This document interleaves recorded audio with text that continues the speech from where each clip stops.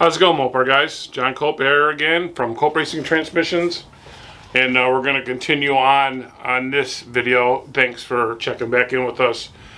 We're going to do a ring and pinion swap on Mr. Hanney, and I already got the ring and pinion and the carrier out, and it is a Ford 9-inch, so I know 95% of everybody that comes to my channel are Mopar guys.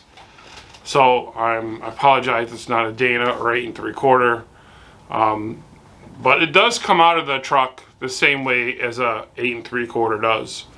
You have to pull the axles, and the ring and pinion comes out as the pumpkin, you know. And I would have showed you that on camera, but the battery in my camera took a shit, so I wore it out. So I'm going to show you.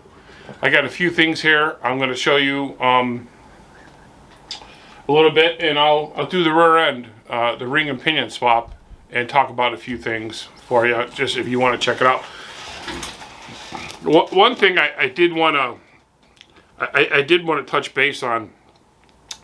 Received a couple emails lately, ever since I made the video announcing last year, January 4th, when I took my first vacation in 6 years.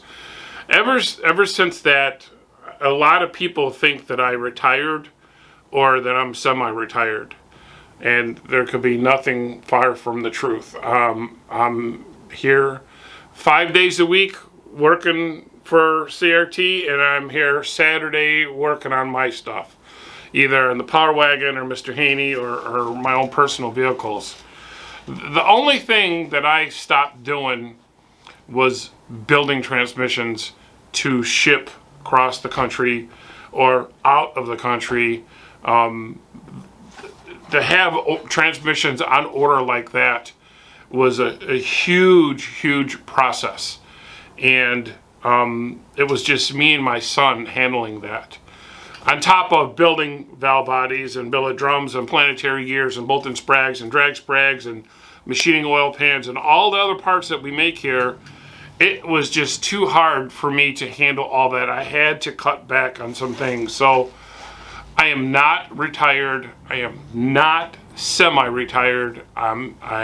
Every day this week I work till 7 o'clock, and sometimes a little later. So I decided that the building transmissions, which I love to do, and I do a few local ones for customers who have been with me for a long time. I don't ship out transmissions no more. I don't supply cores no more. So I just did one for a guy in LaPorte, Indiana, who is bringing me a transmission in exchange for one. He's local. There's no shipping. There's, you know, it's just a lot less of a process. So I'm still doing a couple here and there, but I will not ship. Don't ask me to ship, because I am not going to do it. I'm not going to do just that one more for someone. I recommend that you find a guy locally who you trust, and if he's not a part supplier like we are, you can get our build-it-yourself kits, and if they need any information, I'll be more happy to help them or you out in the build. There's a lot of videos out there. There's a good book by Carl Monroe called the 727 Handbook. So there's a lot of information out there. It's just, I am not going to do that no more. So I'm not retired. Let's get into this rear end. This is the rear end on a Mr. Hanney. It is a strange rear end. It has a street gear. The ratio is a 391 with a Detroit locker in it. The Detroit locker is like almost the best thing, or closest to a spool you can get without having an issue turning. When you make a turn with this rear end, it clicks pretty loud. It click, click, click, click, and it's funny because every time I go to a car show and I'll park next to a guy, and it's usually a Chevy guy, he's like, you know, your U-joints are bad. I'm like, no, it's not my U-joints, it's a Detroit locker. So, but it works really good at the racetrack. So I'm going to keep that. I'm not going to go to a spool. But we are going to change this ring and pinion. If you've seen some of the earlier posts, I put 13-inch wide tires that are 31 inches tall, so I'm gonna need more gear. So we're gonna go from this well, it's a 9-inch. We're gonna go from a 391 to a 488. This is a 488 gear. It's a motive gear, and this is probably, I'll show you the one reason why Fords are pretty strong. They have your two bearings here, and they have a third one here, and this bearing helps support this pinion when spinning and under load. And it's really the only rear end that I know of that has that. Most of them just have it cut off right here. So I got the Pro Gear 488 gear ring and pinion, and then I got the installation kit that comes with the seal, a shim for your pinion depth, and a new set of ring gear bolts.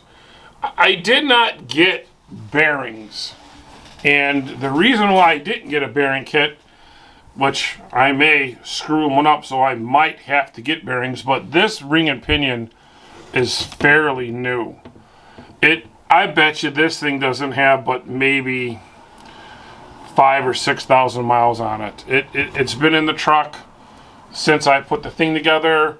It maybe, I don't know how many passes I got on Mr. Hanney. Not even 50, you know. So I'm thinking that these bearings are going to be just fine. So I'm gonna, I got my tools out. I'm gonna put the camera back on the tripod, and I'll go over a few things and talk to you about a couple things as I'm disassembling this and reassembling the ring gear swap. So stick around, it's gonna be fun. All right, we'll get this 9-inch apart. I already took off the pinion a few weeks ago while the rear end was still in the truck, because 4 9-inches have 2 different spline counts for the ring and pinion, for the pinion gear, and I didn't know what it was, so I pulled the yoke off. This is a billet yoke that accepts 1350 joints. You gotta have that for trans brakes. And I got the spline count off of there so I can order the ring and pinion. So I guess we'll start by getting the ring gear out.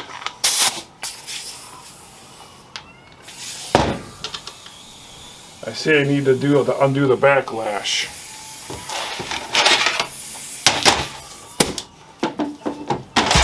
These little Allen head bolts hold a little clip in right here. The clip is for the spanner nuts. The spanner nuts adjust, what would that be called? They adjust the backlash. And it's been a while since I did a rear end. It's been even a longer while since I did a 4 9-inch, so I'm thinking as I go along. So we're going to undo the nuts so we can undo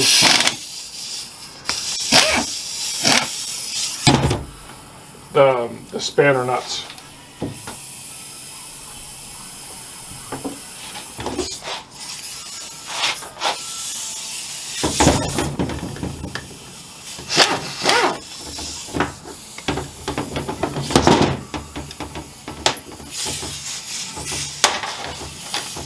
Then we're going to take the main caps off. Those are also Allen.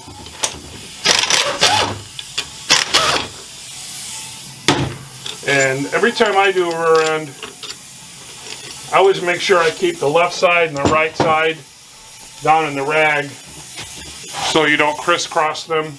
They may be machined to each one.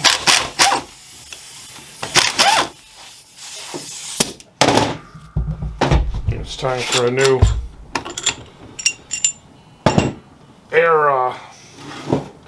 air fitting. They actually make a spanner wrench that goes in here to loosen and tighten those. I don't have one, so I'll just loosen one up and they'll just come right out. This also puts preload on the bearings. So once the preloads are off, they just come right out. Same with the other side. It just comes right out. And then there's your re-gear. We'll set that over there. And we will get the pinion out.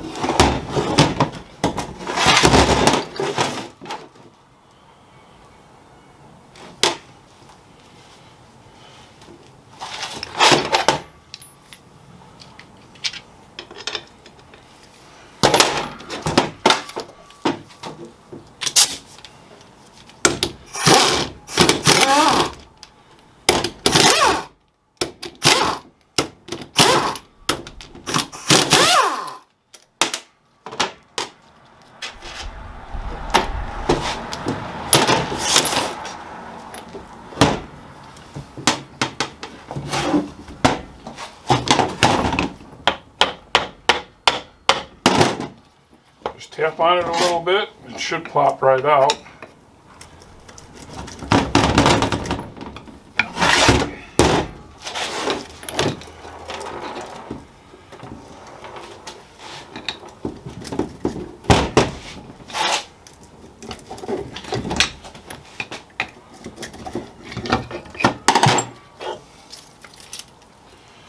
There's the cover. And here's the shim. Actually, it's got 3 of them in there. These shims set the pinion depth. And then a little bearing is going to stay in there with the seal. And then it's got another outer race there. And this will just pull right out. And the inner bearing will stay in the carrier. It's right there. Hopefully you guys can see that. And the only bearing I have to press off is the one that's on the pinion.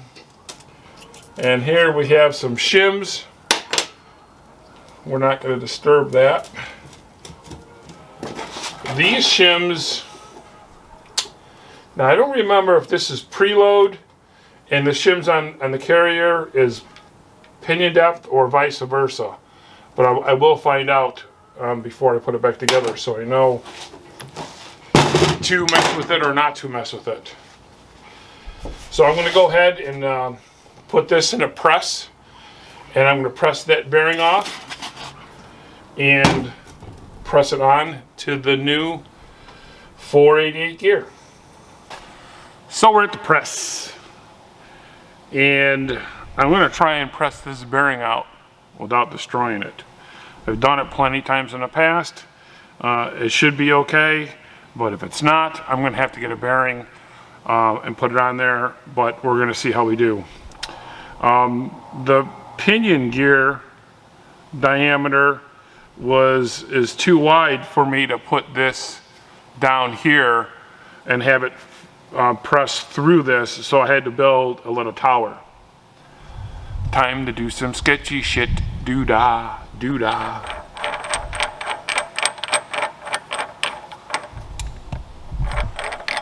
So we're gonna change the drive here, and hopefully this house of cards won't come tumbling down, and I can get this bearing off without destroying it. So I guess let's just see how fucking good you are, Cope. I've done it before, it's no big deal. And of course, anytime working around dangerous tools, I know you guys always have your safety glasses on.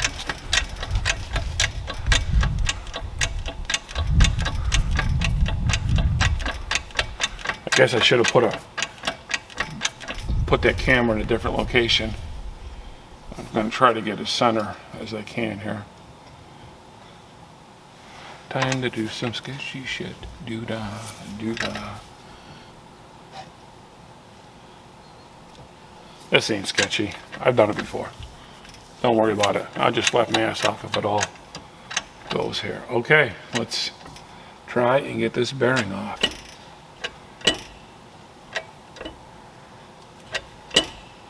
There it goes. All right. Yeah. Sweet. I love it when a plan comes together. And there it is. One bearing, not destroyed. So now, let's put it on the pinion without destroying it. So I set the camera up on the other side here so you can hopefully get a better shot of this. I have the new 488 pinion gear with the old bearing, and I have this race that was on there. I'm going to use this race to set there, and then I'm just going to put this upside down in the press, and hopefully if we don't mess nothing up, we can reuse this bearing. Not that I'm trying to be a cheap ass or nothing, because I'm not, but it is fairly new. And like I said, I've done this in the past without any issues. Every once in a while you get bit in the ass, gotta get a bearing up, but like I said, I'm not doing it to be a cheap ass. I'm just, I don't know why. I didn't feel the need to buy bearings. Oh, look at that. Like butter. Like a glove.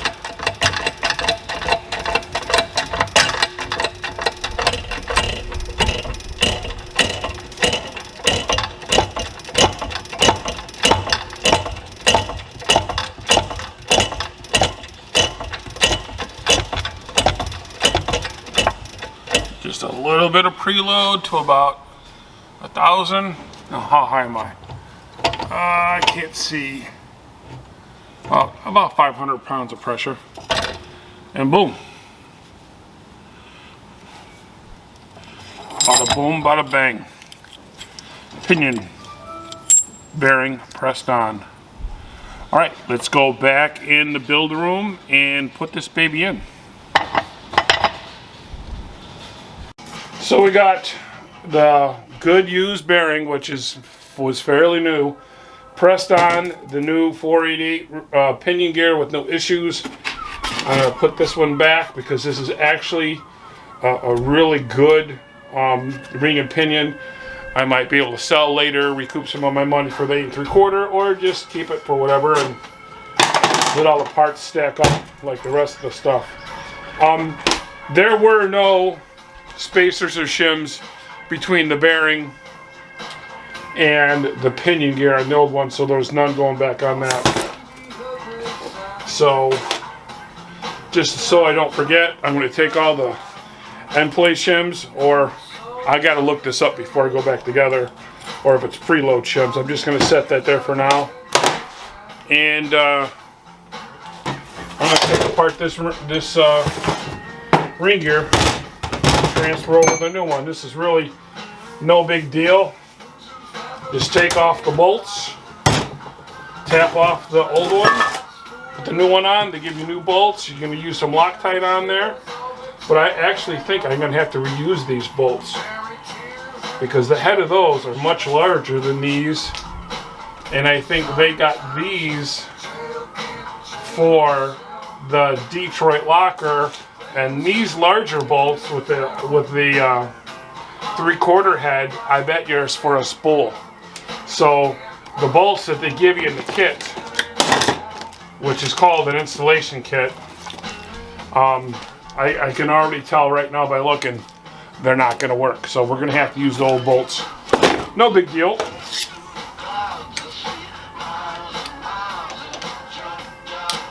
Got to get a socket and an air hose.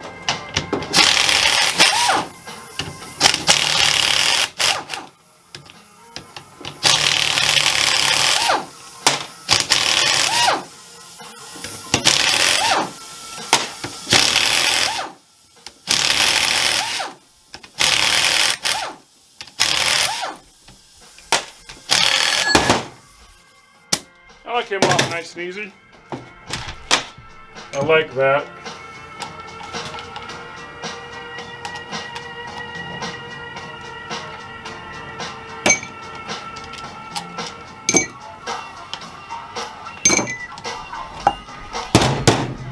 can feel it's Loctite. Boy, I love the smell of gear lube. This is actually in great shape. It's got a good wear pattern on it.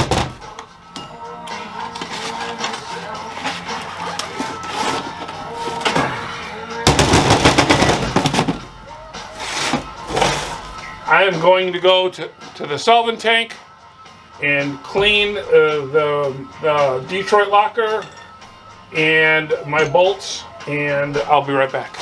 Alright, I have everything washed. I have everything ready to go back together. I went and got my torque wrench. I found out the torque specs for the ring gear bolts, for the main cap bolts, and for the pinion cover bolts.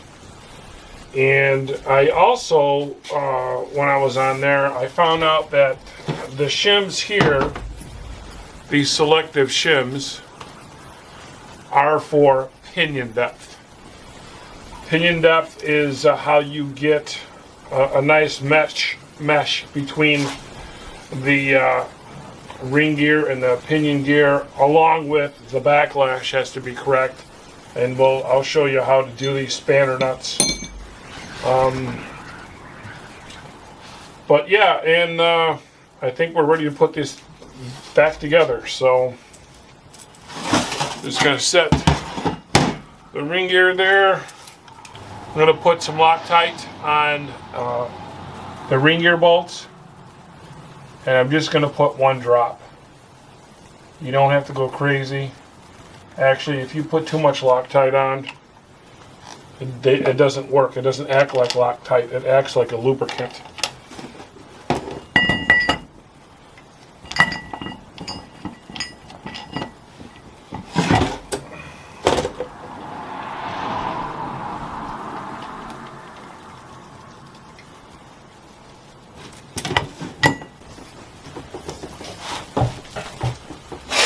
I looked at my video content that I did, and I noticed that some of it is a little blurry. And I don't understand. I've been trying to mess around with that stupid camera. I can't seem to get it right, and I'm trying to pay close attention. I know you guys want to see detail on this stuff. And if the video of me doing the wheel tubs and Mr. Hanney is a little blurry, I apologize for that.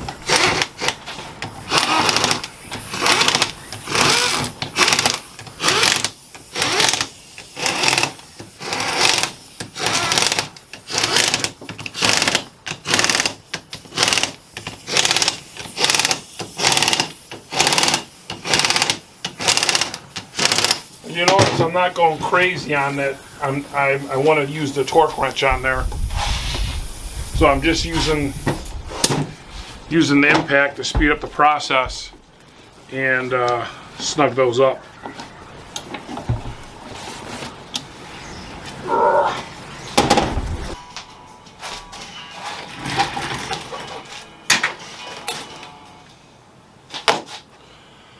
Well, I had a family member come over while I was working. Before I got distracted, I shut the camera off, just now turn it back on. And my cousin Jake came over, which I haven't seen in a few years.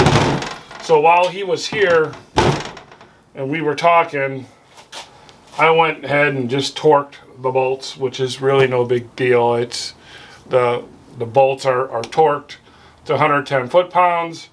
I just set the carrier with the ring gear in the pig or the pumpkin, and so we're going to just continue on here and take it from there. I'm sorry about that, but I didn't want to stop working while my cousin was here. But you didn't miss nothing that great. But I know one thing, I wish I had a tool to hold this thing up. Because now I need something to support this like this while I do the pinion. I guess I'll just do it with the bench. We got the pinion here with the two outside spacers in the selective shims on the inside. I U2'd it, and these are for preload. How much preload will be on the front to rear bearing. And so what I'm going to do is I'm going to leave those where they're at to see where so I have a starting point. Same with the pinion depth shims. I'm just going to leave those for where they're at for now. And the carrier main caps I put on, I just have them snug. I don't have them torqued because I want to make it easier for the spanner nuts to be able to turn back and forth to set the backlash. So we're just going to see how this looks.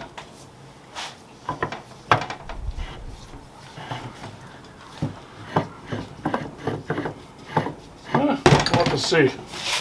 Put it together and see where we are at. I don't know if this is an up or a down. Does it go on anyway? I didn't pay any. We haven't seen my cousin Jake in a few years, and his father just passed, which is my Uncle Ricky, which was a real good guy. Ricky was a drag racer. He had a Corvette with a small block. He had a 63 Biscayne, I think. And he was a gearhead. Later in life, when he went through his midlife crisis, I guess you can say, he kind of got back into it a little bit. Got himself a GTO, a 64 GTO. He played around with that for a little bit. I don't know, that's a little bit better. I'll try to keep my fat, ugly mug out of the camera so you guys can see this. But what I'm going to do is I'm just going to snug this down. I'm not going to torque nothing. I just want to see where we're at.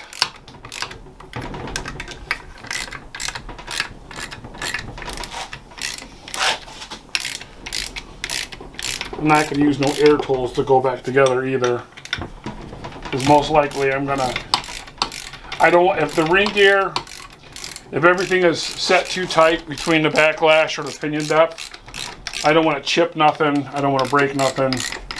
So going together for the first time, I'm just going to be a little cautious.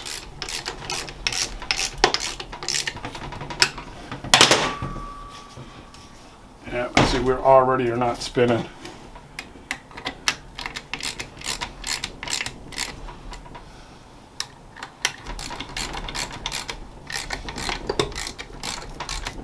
Goes.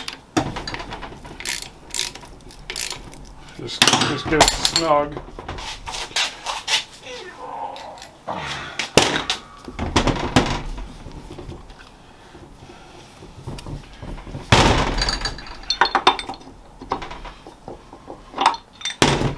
And already it's too tight.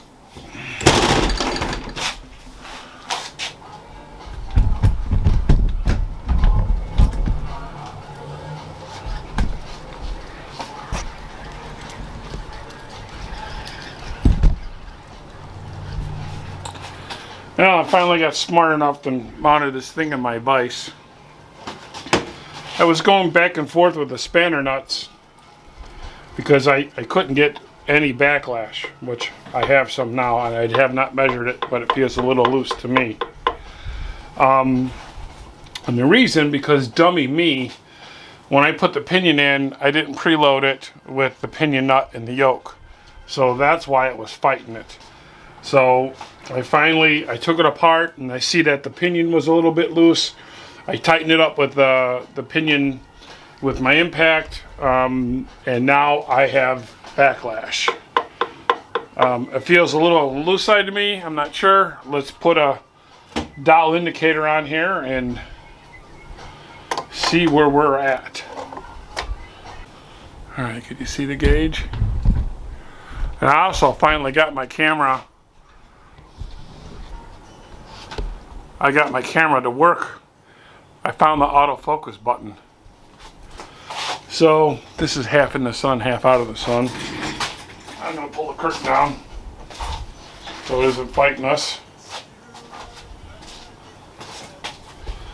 And I'm going to zero the gauge and see where we're at. You hold the pinion so it don't move.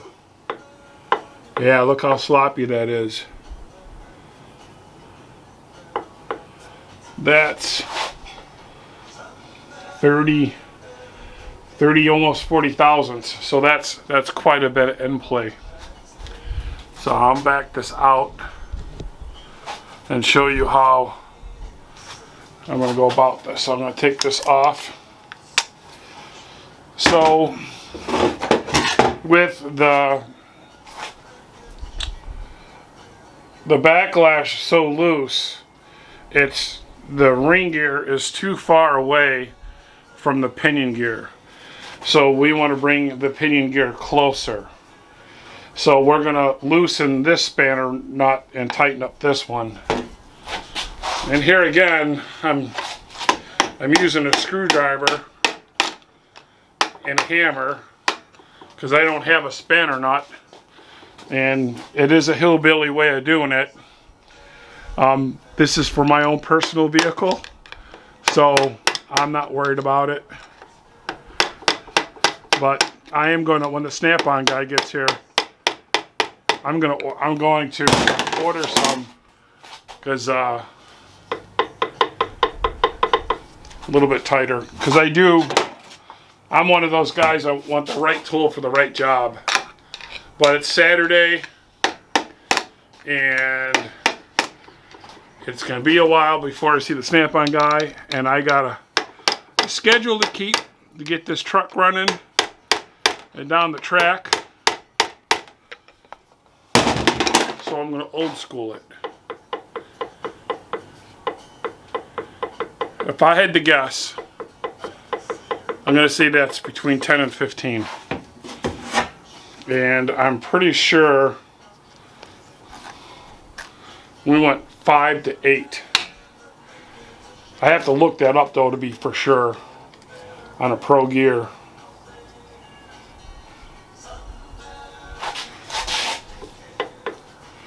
Alright, let's zero it out.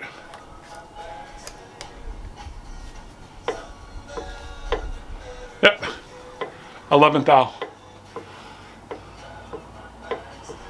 I'm just going to leave the gauge on there and try and preload just this one spanner nut.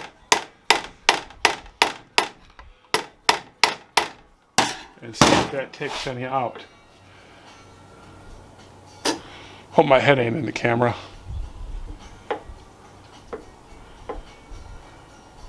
I'm going to have to stick my head in the camera to read it. That's 8 thou. Let me zoom in so you guys can see that.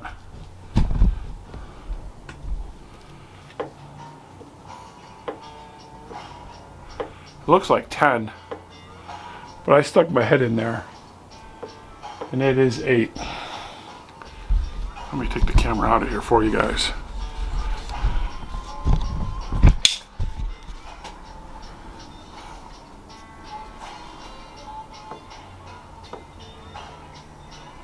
Nine. That's 9 thou. So I'm going to preload that up and get another thou out of it. So now, if the pinion depth is set, or the backlash is set to the predetermined pinion depth, or what it was to the old ring and pinion, I left the shims alone. I don't have a depth gauge either to check the pinion depth gauge. So what I'm going to do is I'm going to run the pattern on it, and the pattern will tell you, once you do a pattern, if your backlash is, or your pinion depth is too far in, or not far, or too far away. So I'm going to do that now and see how it looks. I'm going to move the camera to the other side. And they give this to you in installation kit.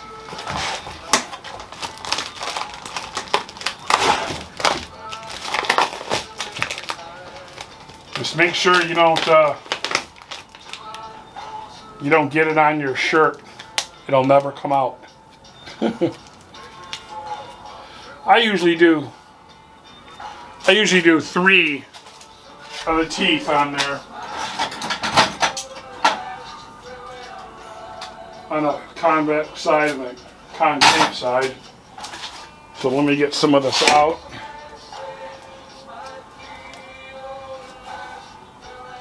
It's nice to give you a little brush.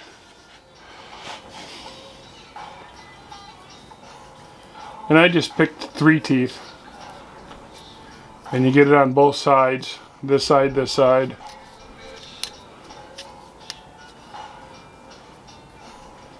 And you try to want to spread it on there evenly.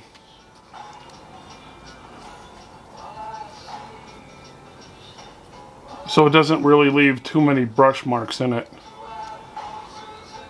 And then what I do is I hold the ring gear to give it a little drag and hope this thing doesn't fall out.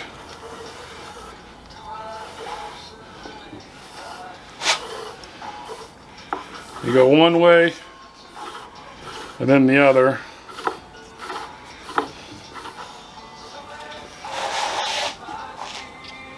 I'm going to take the camera off so you guys can take a gander at this.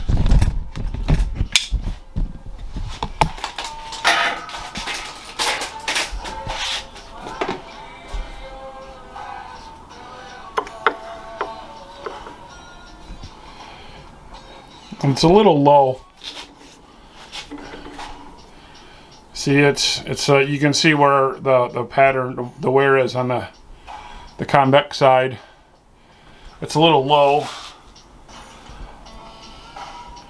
and that one's a little out. So I'm going to do some quick math here real quick, change the pinion depth, and then give it another try. I'll be right back. So what I did, I took the pinion back out and removed a 10,000 shim. And so now there's 2 shims in there that equal 20 thou. It was 30. I removed the 10. The pattern called for more pinion depth. So when you want the pinion to go in a little bit further, just remove on this rear end, you remove a shim. So I got a pattern which is a lot closer to the center, and I'm really happy with that. I wish this was a little bit higher, but it's still making a good contact. This is the XL side, the acceleration side, and I think it's good to go. So I have to retorque the main caps because I just got those in there snug. I got to retorque the pinion bearing cover and then put it in the truck and do some wheel stands. Again, I apologize for the blurry videos these last couple times. I mean, I'm Mr. Magoo. I'm a blind bat, and I have a hard time seeing, so I have to see everything crystal clear. And when you're watching technical videos, you know, I would want everything to be as clear as it can. So I think I got that taken care of, and everything should look pretty clear now. This is really not a do-it-yourself how-to video for setting up ring and pinions. I'm just showing you how I did it.